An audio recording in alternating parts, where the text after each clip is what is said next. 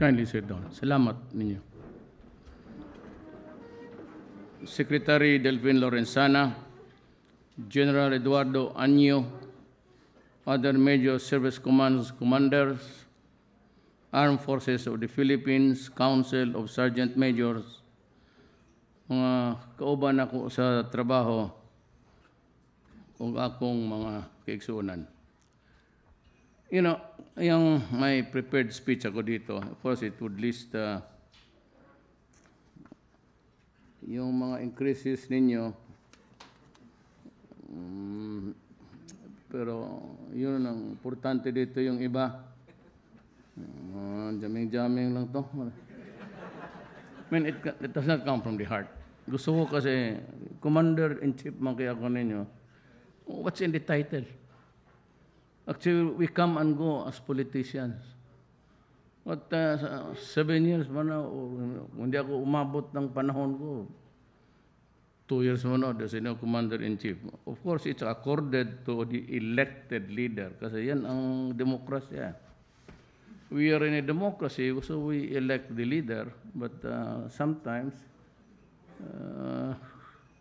gusto kong makilala ninyo ako, gusto ko yung makilala na para not so much about the title. Commander-in-Chief, maya-maya, nagkudita kayo, tangan-tatalsik na ako sa trabaho. But before anything else, mabuti yung magka-usap tayo, what I do. You know, hindi kasi alam ang tatay ko, sundalo. You know, first thing that really, just experience, although he was an officer, was that ang moral kasi ng sundalo starts not really in the camp. If he is married or if he is single, ang moral ng bata nasa bahay mag-umpisa. If he is not married, usually it takes care. Hindi naman magsundalo yan kung milyonaryo. So, it takes care of the family. Sometimes including the siblings, mga kapatid niya. So, from there, he may encounter so many problems.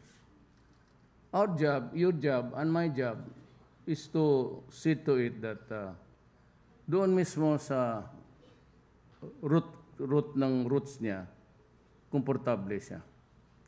That he enters into the service or reports for duty after a furlough for so many days.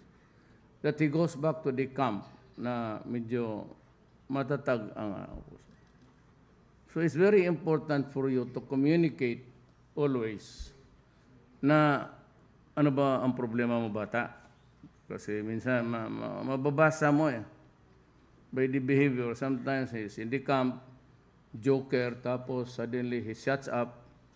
And if you sense that something is wrong or something is affecting his personality, the moral, dapat mong malaman yan. So, let him be open.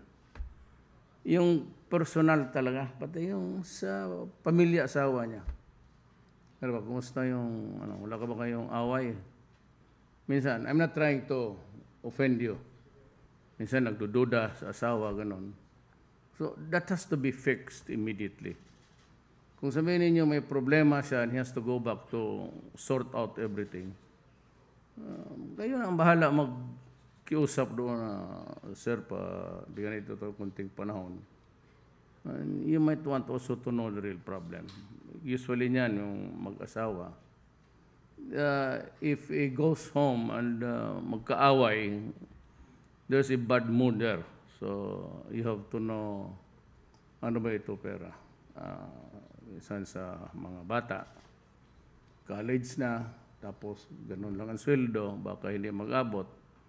Ang masakit kasi niyan is dumaan rin ako ng hirap sa buhay. Yung the many things that our children, especially the daughters, tayo mga lalaki, they ask for things that we cannot afford. And it's very hard to say no. Masakit lalo. Minsan yung bata magturo ng laruan tapos mag-wild kasi gusto niyang makuha. These are the things that you have to. Ang moral talaga doon sa bahay. kailangan matatag. Una-una, hindi talaga gutom. Yan talaga ang una niyan. Hindi gutom. At kung ano mang mangyari, meron siyang makuha kung wala ka. If the family cannot communicate, then there's enough to go around. Ang gusto kong sulbihin itong mga to. Kaya karamihan dito, kung asawa magkaroon ng cancer, usually cervix, dibdib, yun ang karamihan sa kanila. Hindi kaya ng sweldo lang sundalo yan. Chemo, hindi ko kaya eh. I mean, yung asawa ko, third stage cancer. Kilala ang asawa ko ni Delphin because he was the one who brought the Scout Ranger Regiment sa Davao noon. Yung asawa ko ngayon may cancer. Mabutit na lang may isang asawa pa ako. Nibulayan ako eh. Nanay ni Inday. Kaya yung ulo, ang init ni Inday sa ulo, binigwasan yung sirip. Doon binuhos. Kasi nga, makita ko doon sa, he must be comfortable. And he must have access not only to his person but to his soul. Mabasa mo talaga ito. Mamaray mo. Ano ba talaga ang problema mo? Because kung itong mga to, kung hindi na makaagad maagapan, you can always call me. You have a direct line. I'll give you the number of i-distribute ng staff ko. There's yung itong right corner, may tatlong pangalan dyan. Yung 1, 2, 3. Isang card yan. Yung iba, hayaan mo na yan. Dito lang sa left. Or you can call Bong. Itong commanding officer ng Kapgo. Ayan. Pero ang kakilala niyan, politiko ako, kakilala niyan, NPA. Kumpare ni Aguyan, Agot, kumpara rin sila ng mga, yung nag-take out ngayon ng mga generals. Adopted pa. Sa police, pati sa Class 84. But anyway, he is my conduit because he has been with me. Alamin mo yung problema na maliliit. Kung wala doon sa papel sa inyo, di, tumawag kayo sa akin. Not only yung sundalo, pati kung yung gastusin ninyo na hindi kaya, tawagan mo ako. At pupuntahan ko at ako pupunta. For example, ito sa bagay, kung inaaway ka ng asawa mo kasi pareho ka rin sa akin, wala na ako magawa dyan. Hindi ko nga nag-aapay yung sarili ko, kayo pa. Pero kung ganon, let me just, I will send somebody there, a lady, babae, or try to sort out things. Ang una talaga is pagkain at pamilya niya. Diyan ang moral talaga na maganda. So yung kailangan niya, na lalo na yung may mga anak na bright, tapos gusto mag-aral, tapos ang masakit niyan, mag-iyak kasi hindi makasabi, nak, hindi man natin kaya yan. And maghanap ka na muna ng trabaho. Yung pagkaganon, total hindi naman buong Pilipinas. And she wants to pursue, o ang anak mo talaga manghinayang ka rin. Yun minsan marinig mo sa Bisaya na, nak, pasensya na, naatas ka pobre hon. Total, sarapan. Pagkaganon, subukan mo ako, baka. Yung hospital, the last visit that I went to the AFP, I was really halos mag-init na, pero nandyan lang kasi yung mga official, tahimik na lang ako.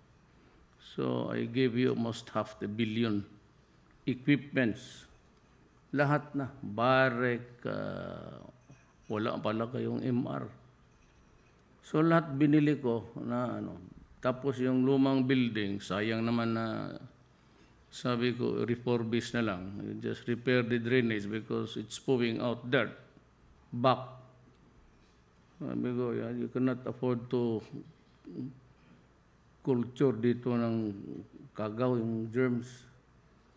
So I hope that was late last year. Kasama kami ni... The only thing was that when I visited the place, nakasama ko si Sir Jokno, Ben.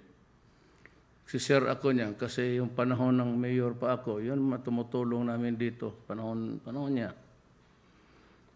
So, nagsishare pa rin ako hanggang ngayon. Pero, good that he was there. I was able to, pagsabi ng doktor, sabi ko, sige siya ganon. So, nabigyan ko kayong building. Ayaw ko kung naumpisahan na. But I want that machines delivered immediately. And I even offered you yung presidential plane ko. Sabi ko, nagko-commercial lang ako mag-uwi. Kasi kung magpasundo ako ng presidential plane, ang eroplano magastos. Pagpunta doon, maglipad na, humihigop na yan ng gasolina pagbalik. Kaya ayaw ko namang sabihin na ginagastos ko yung pera ng gobyerno. But you can have it. Case of yung mga airlift. Basta isang buhay lang, gamitin niyo. Kung madala lang dito, lalo na kung talaga ang casualty medyo marami, tapos they would need extra medical attention.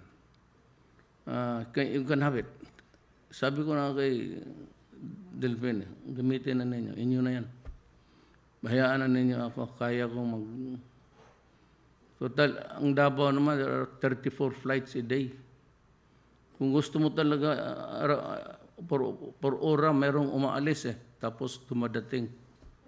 So, anytime ka mag-uwi, alas 12 nga, there's always a flight available. So, tsaka safe yan, kasi dumadaan ng security. Walang problema sa akin. Yung aeroplano ng lahat, it's at your disposal. Para sa inyo yan. Huwag na muna kami. Kasi kung ako, mamatay ako, may Vice President man. Si Robredo. Kagusto na lang niya na, hindi naman siguro makras yung aeroplano. Pero, wala tayong problema kami. We come and go. Kami yung mga politiko. But you stay there. But during my time, mga cancer, mga manghinayang ka sa bata. Huwag mo naman akong bigyan niyang palahubog. Baski palahubog, tapos ipa-enroll mo. Then you waste your money.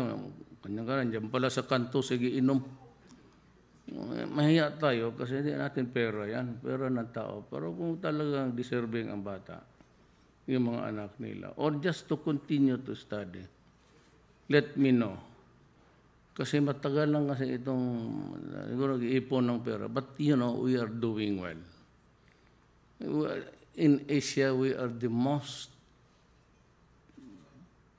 performer tayo, number 1. We have edged out China by just about 2 or 1 point. So, okay na tayo. Pagka kumikita tayo, hindi naman tayo naghanap ng kalaban. Hindi, pasok sila lahat. I do not want to pledge loyalty to one country. We only have one country. And my loyalty is to the Republic of the Philippines. Nothing else matters to me. So, we have this cooperation with China. Hayaan mo lang ako, total economic naman to. No military alliances whatsoever. Hindi naman ako gago papasok ng ganon. And I'm going to Russia. Russia is very helpful. Nung nalaman nila na gusto akong tumulong, sabi ni Secretary Blinsan, there are a lot of, about 4 top officials. Believe sila noong umakyat ako doon sa barko nila. Pareho naman yung itsura niyan. Hindi man ako niyaya ng Amerikano, di bahala kayo. Dito na ako sa Russian. Nobody invited me to But there are certain things na talagang hindi acceptable sa akin. Yung sa Bisaya, yung kaya-kayahin ka lang, yung tawag doon sa Tagalog, yung api-apihin ka.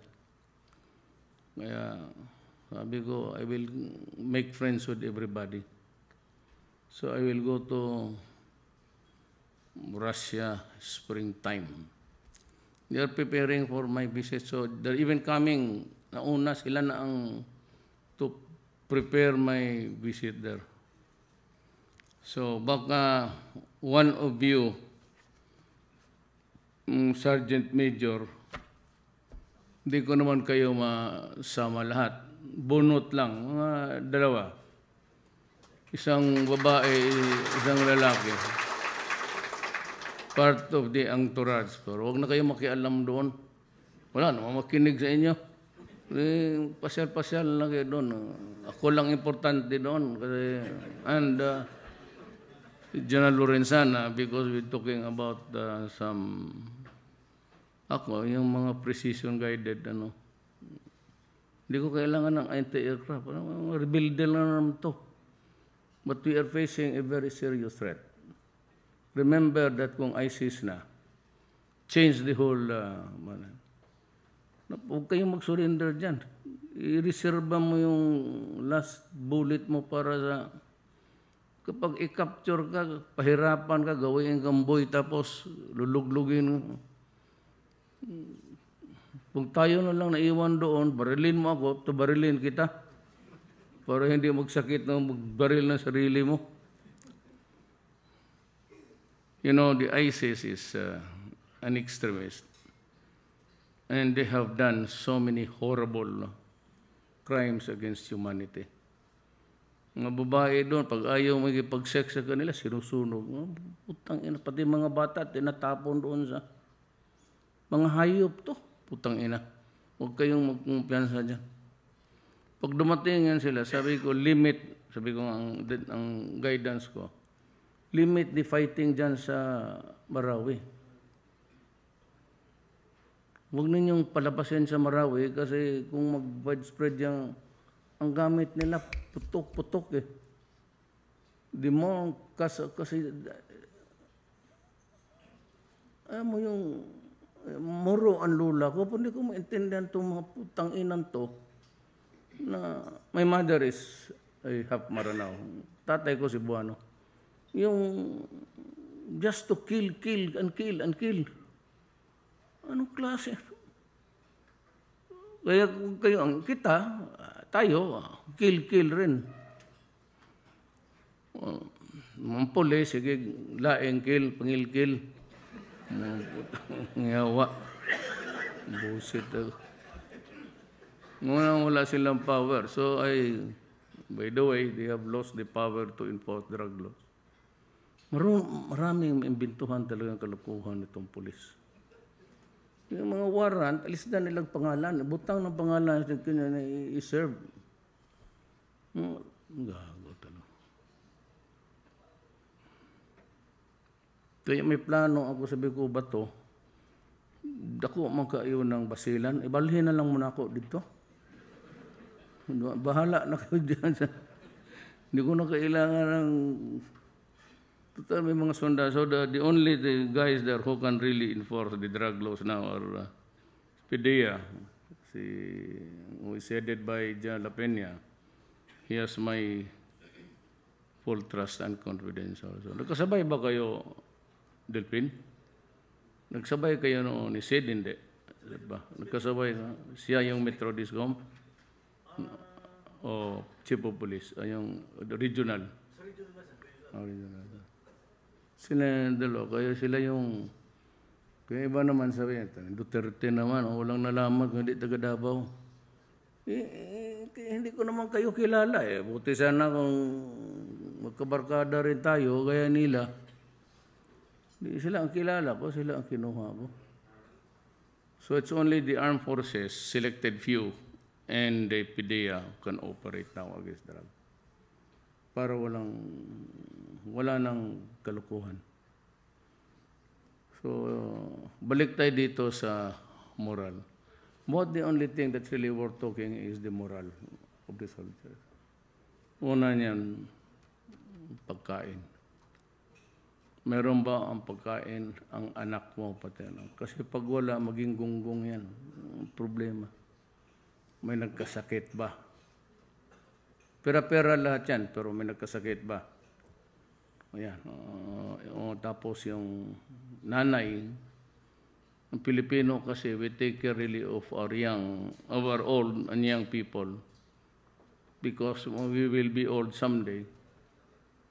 So yan, lola na kung anong, yun yung mga eskwelahan, tapos yung relasyon ng mag-asawa. Yun lang na, wala siyang marinig na masama sa asawa niya. So, I think that is why it's your duty as Sergeant Majors actually to look into the person and into the soul sa tao. And you have your resources. Pag hindi ninyo kaya sa command ninyo, then you go to me. And we will try to solve the problem. But what is important is that meron, yung, ay naman ni commander sa Kapgo. Wala man ako maibigay sa kanya ranggo. Sabi ko, commander ko lang sa Kapgo. Meron ba kayong bigas?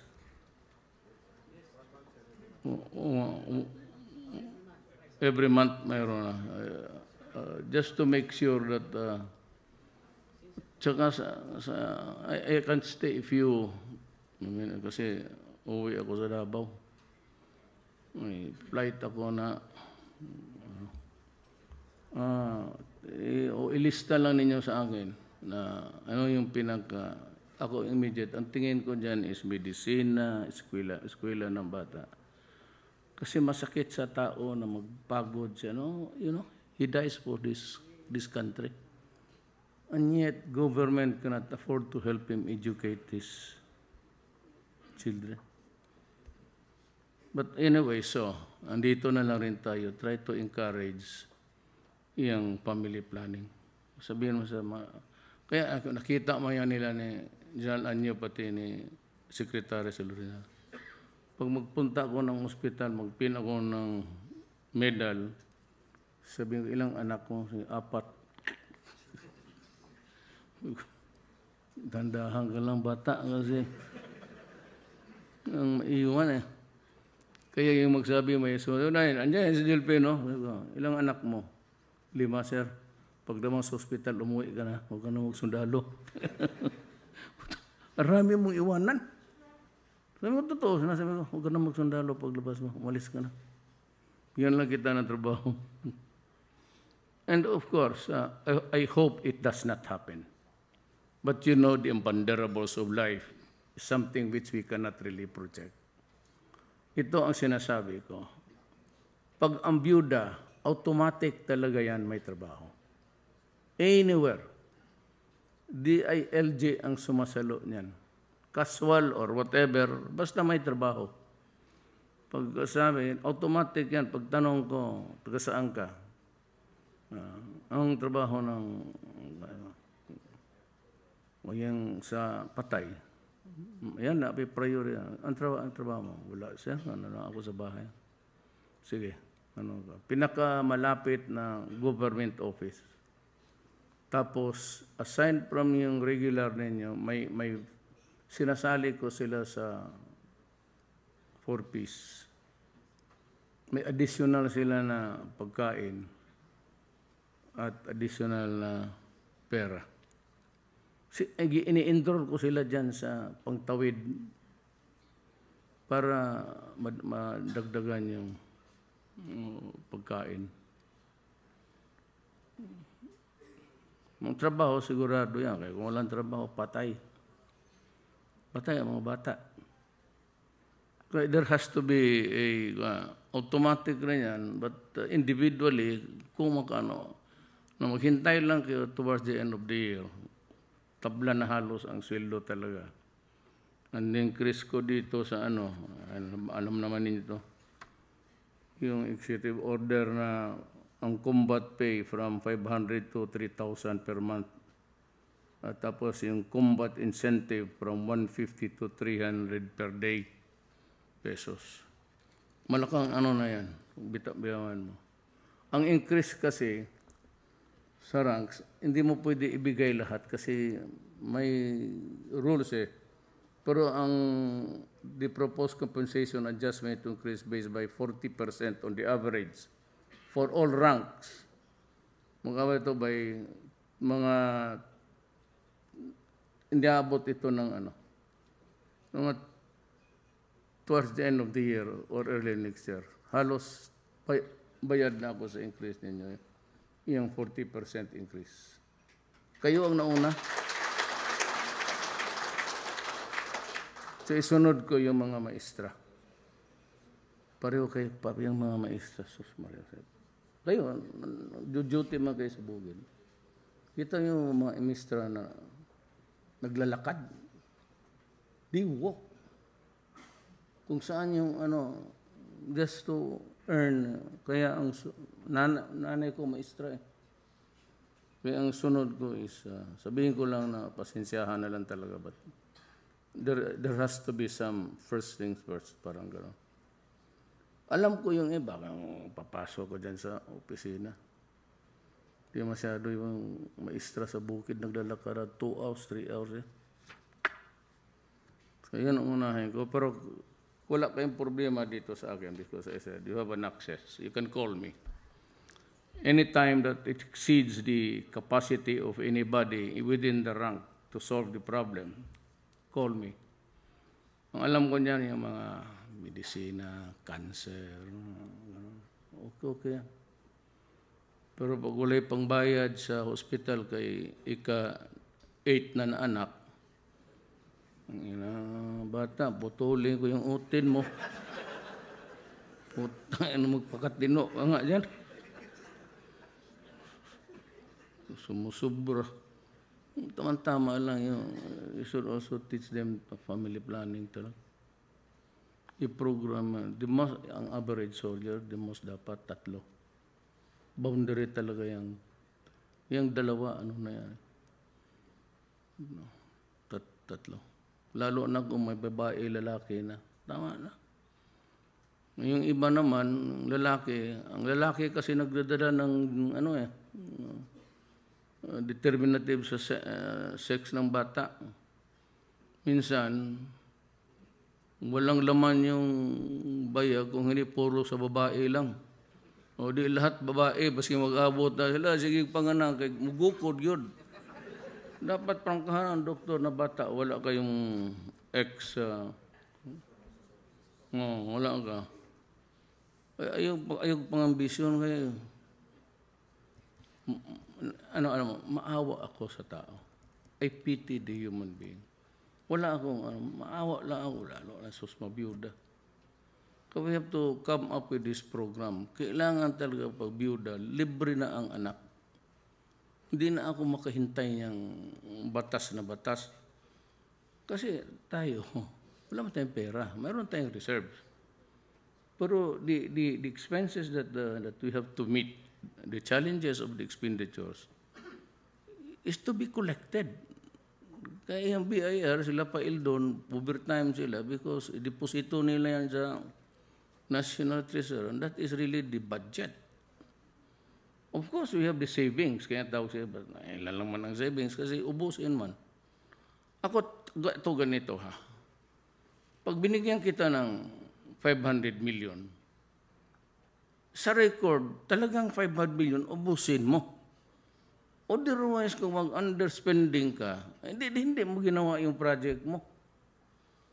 Makikita mo, pagkita ng 500 million, ubos, tapos may project. Sabihin mo, huwag ka na magtipid-tipid. Basta, total, nandyan na rin yan eh. Kung walang mangyari, ayun ang problema. But when you are given a budget of this much, spend it all. Busin mo talaga. Ibig sabihin, yan ang calculation, yan ang dapat bastusin mo. Anyway, itong dito sa try to work it out. In the meantime, pag walang batas, dito lang ako. Ako na lang ang mag-ano sa edukasyon ng bata. I'll get it somewhere from... Ipagbili ko yung tagbot ko kasi mahina na masyado, mausok pa. Maglangoy na lang kami ni General Bautista, mabuti ba? Bili tayo ng swimming trunk. So, yun ang masagot ko yung takot, yung mga bagay na takot siya pag wala siya. Yan ang. Tapos sa kampo, they are treated, of course, alam na ninyo, sa bangko, take over automatic yan. Pero ang pundasyon ng moral, dito yan sa baba, sa bahay. Kaya may trabaho ang asawa. Kaya hindi ako nagbibiro, almost 2/3 ng empleyado ng Davao City Hall, puro byuda o asawa ng pulis yan. Pero okay doon sa amin kasi nakakaintindihan kami sa pulis. Dito lang ang, pero sa Davao talaga, walang nang humihingi. Behave ang lahat ng tao doon. Istriktuhan mo, pero tulungan mo. Magkakaso, back up ko talaga yan. Kaya sabi ko sa inyo, trabaho lang kayo. Paniwala kayo ng, basta ako na ang bahala. Pag sabi akong bahala. Basta trabaho lang. Kung intindihan, puro yung ang pulis kasi, walang performance kasi takot. Takot magkakaso. The day that they are suspended, para ang sweldo. Ang kainin. Ang eskwela. Kaya, pag napasubo yan, magte-take over ako. Magkano ang take-home pay mo? Ako na. At sila doon may, ayaw ko kung naan ba si Inday, may talaga yan sila. Allowance sa groceries. At least hindi nila masabi, sir, wala talagang pagkain sa... Para mo masabi, sir, sir, sa pagkaon. Pero may bigas talaga yan, pati yung mga coffee, There has to be something on the table. So these are the things that we would like to accomplish as we go along the way. Meron talagang pang sa pamilya. Hindi na pwedeng sweldo lang. Kulang. Ang exigencies na kasakit, pagkain, medisina, emergency expenses, maka-cancer, maka-dengue ang bata, yung gano'n. Pagka, total may cellphone, pag dengue, uwi ka. And, by the way, ganito, I have decided to arm everybody. Nag-order na ako so many thousands of billion yung gastusin ko. But since I promised the soldiers, I really comply with it. Every sundalo, bigyan ko ng 45 na Glock. All that they have to learn actually is not to load it. Kasi ang Glock, nandiyan yung, kita naman yung safety niya nasa, yung nipple nasa trigger. Pero yung pagbunot tapos pag gano'n, isang gano'n yan, seconds naman yan. So that is not the principal firearm of the soldier. Kasi nito, tingnan rin yung mabuti minsan pag-uwi.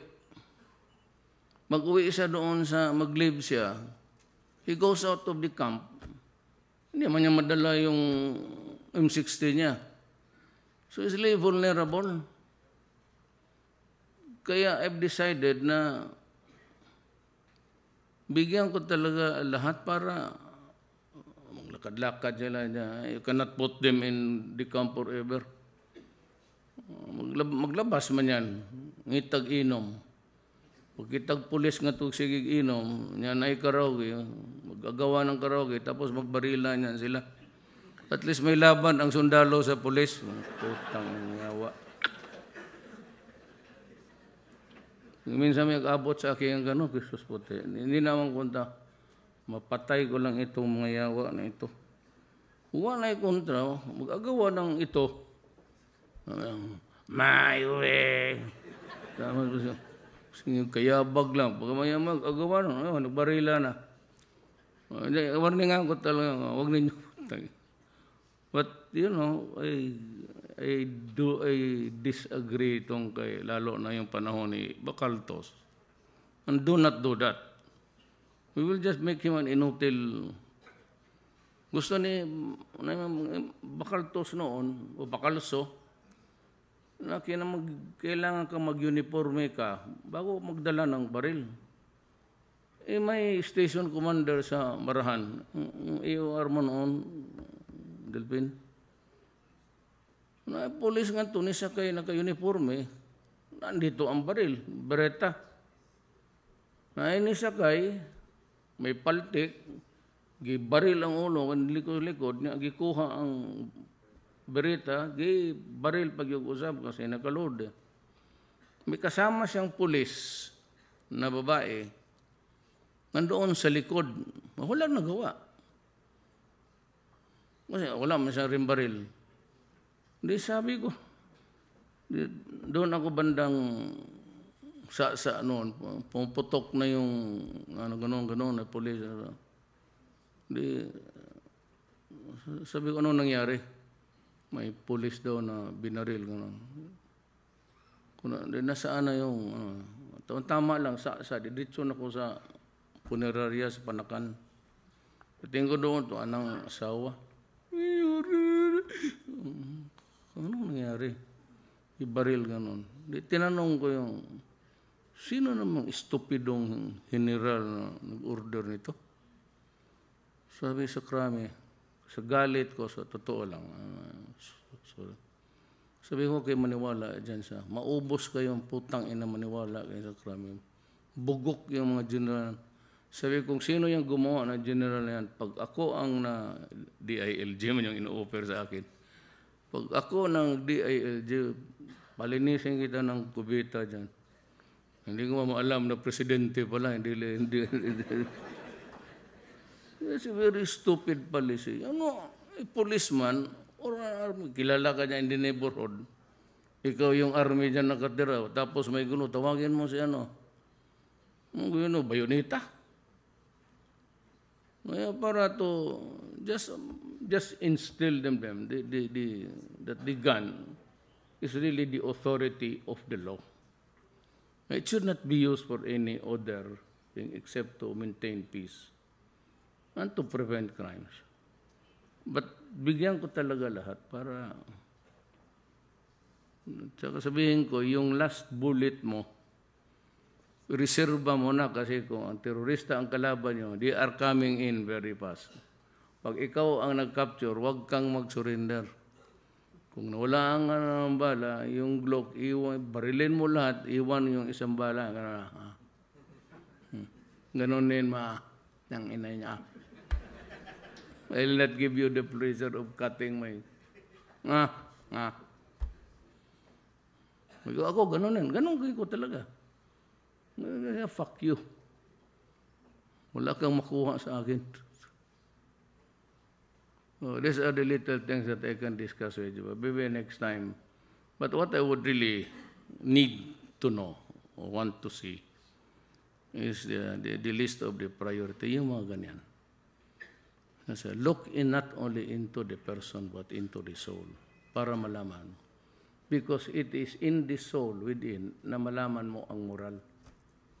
Kasi kung taguin lang yan. Wala sir, okay lang sir. Kung magsige na mukmuk, magsige inom, may problema yan. Ngayon, kung sige talaga mag-inom, alcoholic yung buang na yan. Paunahin mo lang, ikaw ng scout. Para wala naman ng problema. Guys, I have to go home. May appointment ako. I really have to go home. So may flight kami. Buti kung maghintay ang Cebu Pacific dyan. I'll be back next week. But what I want to assure you is that Yung presidente ninyo, ordinaryong tao lang. Ako, dumaan kami ng hirap. Migrants lang kami sa Mindanao. And it was, marami yan sila nung nagpunta ng Mindanao. Llanos, yung governor, tigas yun, major yun. Tigas na, tatay ko Diago. Kalamba, yung sa human rights, yung ama noon, sa 13th BCT pa noon. Sila yun. Kaya medyo alam ko hindi ako yung laking mansion, asyenda, wala ako. Pare-pareho lang tayong lahat. Kaya ako nagkaroon kasi titignan lang kita, alam ko na. Believe me, kung sa Bisaya pa, may translate na lang ninyo yung mga, ako ra tong makatugkad. Ako lang yung makatugkad is maabot ko talaga ang deepest sentiment ng tao. Ako yung mayor na hindi tumatawa. Ako yung mayor, sige lang kasaba, madawat ng tao, pero I ruled for 23 years and I gave the best the years of my life. Itong pakapin na lang. Sinabi ko na, if you ask me if I am exceedingly happy because I'm president, I'll answer you. I do not need this position at this time of my life. Tanda na. What I need to know is just yung last hurrah ko is for the country. I've been in the prosecutor ako, fiscal ako. Then I became vice mayor, then mayor, congressman, vice mayor ako ng anak ko, Inday, nung nanuntok siya. Tapos, diretso-diretso ako hanggang the presidency. So in return, sa ginawa sa akin ng Diyos, it's a gift that was given to me to serve them. Sinasabi ko, I am just a worker of government, just like you. I will serve my country the best way I could.